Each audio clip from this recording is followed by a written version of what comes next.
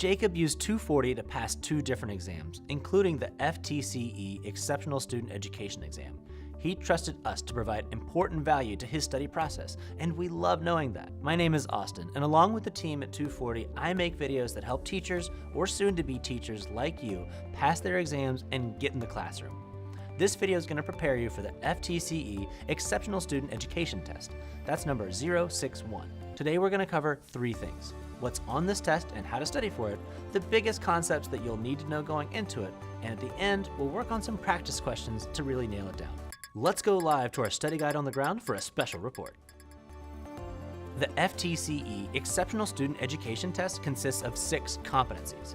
You'll need to have knowledge of foundations of exceptional student education, assessment and evaluation, instructional practices in exceptional student education, the positive behavioral support process, multiple literacies and communication skills, and the transition process. Each competency is worth between 8 and 24% of the whole exam, and that equals 100 multiple choice questions in all. For each competency, let's discuss one of the most important key concepts that you'll need to know for your exam. We'll start with competency 1, Foundations of Exceptional Student Education, which is worth the largest portion of the exam at 24%. You'll need to know a lot to lay the foundation for exceptional student education, including information about child development, the ESE process, ESE teacher roles, the roles of other professionals that work with exceptional students, and even court cases involving ESE. Now, we have all of this covered in our comprehensive test-aligned study guide, of course, but for now, let's focus on one of the most important concepts that you need to know for this category. LRE stands for Least Restrictive Environment. This means that to the maximum extent possible, students with disabilities should be educated with their non-disabled peers. Basically, students receiving special education services should not be removed from the general education classroom unless it's necessary for their learning, which is not up to an individual teacher to decide, by the way. This must be determined by a committee based on an evaluation and outlined in a student's IEP, which of course stands for Individualized Education Program. In fact, once goals have been written for the student's IEP, determining the least restrictive environment for the student to work towards these goals is the next step. Okay, we've moved through those acronyms PDQ, so if you need to BRB for a little R&R or maybe a glass of H2O, that's A-okay. What, too many acronyms?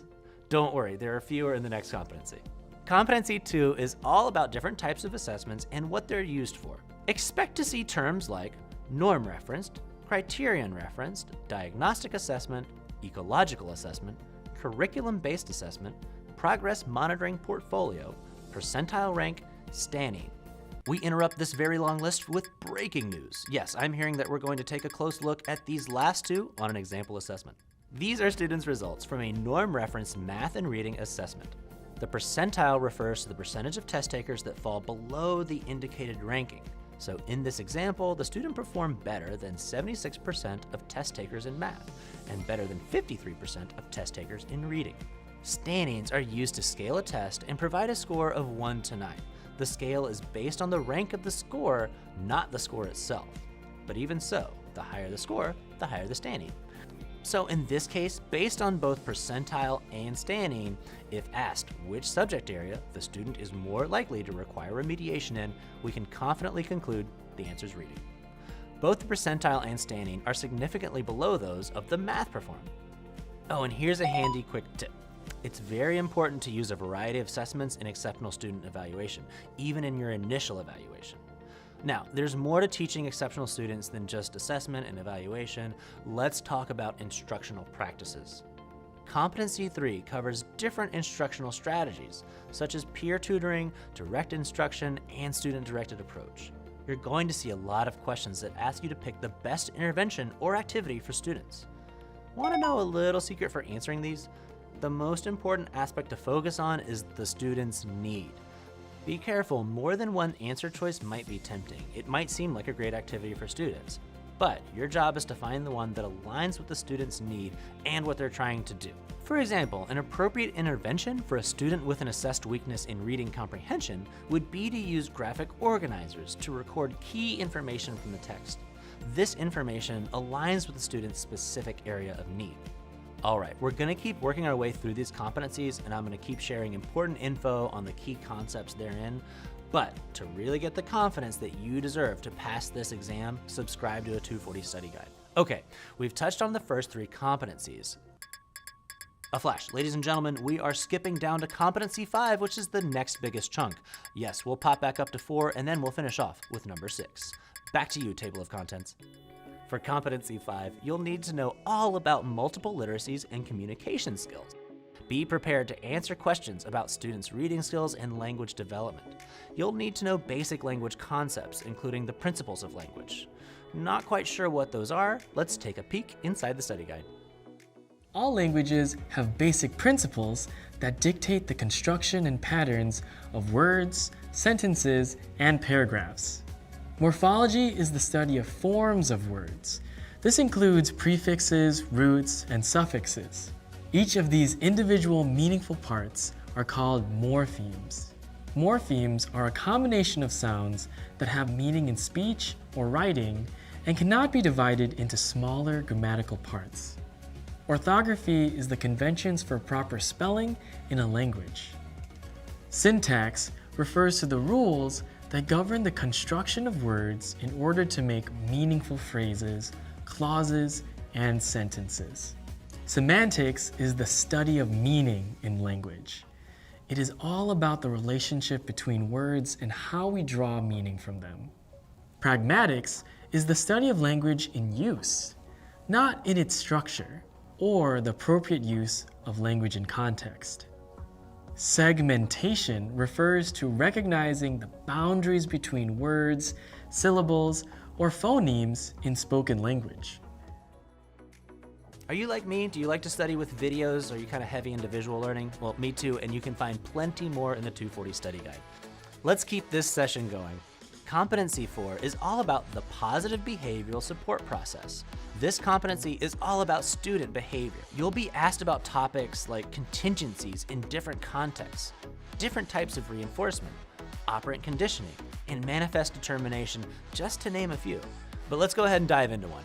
Before a plan can be made with the intention of improving a student's behavior, data must be collected to understand that behavior. Along with the actual behavior, or what the student specifically says or does, antecedents and consequences are observed and must be documented also.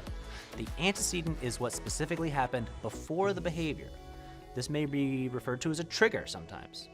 The consequence is what happens directly after or as a result of the behavior.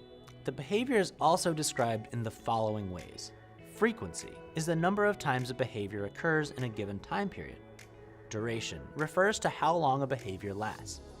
Latency describes how much time passes between a prompt and the occurrence of the behavior. And intensity is the force with which the behavior occurs. This competency covers transitioning students out of special education services and into the next phase of their lives. Because as much time and attention as teachers will pour into their students, it'll eventually be time for them to leave the nest. And as emotional as that may be, it's comforting to know that a plan must be established before a student receiving these services leaves high school. Something really important to focus on is community-based instruction, or CBI for short. CBI targets social interaction and reinforcement of academic skills in community settings, such as the local grocery or a department store. For example, if a student masters the skill of making change in the classroom, an effective next step would be making change at the retail store or a restaurant. They can transfer their skills to a community-based setting, and that'll help the student prepare for life after high school. We've made it through the competencies. Man, I am proud of us. Now that we've gone over the big concepts, let's look at some practice questions to show you how those concepts are going to appear on our test. And if you want a lot of practice questions, click on that free practice test below. At the end, you get a score report with how well you did on the test, so you'll know exactly what to study once you move into the guide. Did I mention that the 240 study guide has a money-back guarantee that you'll pass? I might have. Anyway, now for the questions. Remember the competency on foundations of exceptional student education? Let's look at a question about that. A parent of a student with disabilities informs the special education teacher that she is unable to attend the initial IEP committee meeting due to her work schedule. Which of the following would be the best next step? Proceed without the parent, recommend that the parent rearrange the work schedule, refer the parent to the campus administration, provide alternate dates to accommodate the parent's work schedule. Now, initially, we might think that this is the best choice. I mean, a campus administrator should be informed of all potential violations of IDEA's mandated free and appropriate education. However, we need to assume positive intent and give the parent a chance first. That means this is the best choice. Parental involvement is integral to designing an appropriate IEP. The special education teacher is responsible for engaging the parents to be active participants in the IEP process through collaborative parent conferences. A super helpful feature of our guide is that you always see feedback for incorrect answer choices when you're taking our practice quizzes. This helps you self-monitor and you can learn as you go. Now, let's look at another question together. This one is on assessment. A special education teacher is monitoring IEP progress on reading goals, on fluency and accuracy for a small group of 4th grade students. Which of the following is the best assessment procedure? This is the one we want. The weekly basis is essential for providing feedback and evaluating a student's progress so that the intervention can be adjusted if needed. Monitoring progress monthly is too much time. It wouldn't be effective for adjusting instruction if we needed it. And what about those multiple literacies and communication skills questions? What do those look like?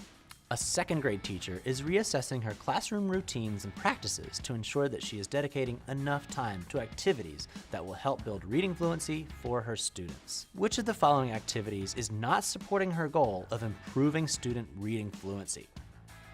Asking students to summarize the stories they read is the only choice that does not directly improve students' reading fluency. Need to know more about fluency? Don't worry, we have it covered in the study guide. Here's a question from Competency 4.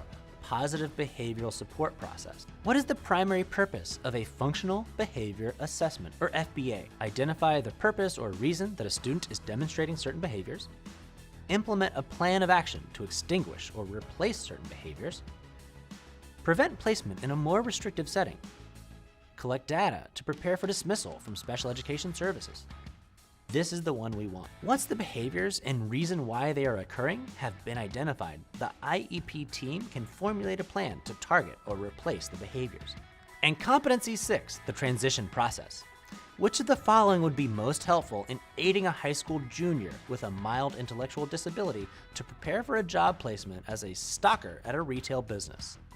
This is our best answer. Sorting and arranging products would be an effective and applicable practice for a student's job as a stock person at a retail location. Now, that's just a small sampling of practice questions to give you an idea about how these concepts are assessed on the test. Folks, I'm receiving word that yes, we have finished the whole video. Fantastic work to you and the team on the ground. If you found it helpful, give it a like. There's still plenty more to learn though. Did you know that thousands of teachers have passed their certification tests using 240 study guides? If you want to make sure that you're absolutely fully prepared for the FTCE Exceptional Student Education exam, take the next step and subscribe to 240. It has hours of videos so you can watch or listen whenever it's convenient for you. It's test aligned so you know precisely what you need to study, and it has hundreds of practice questions so you can be sure you're ready. And with the money back guarantee, you're going to rest easy. Click the link below right now to get started.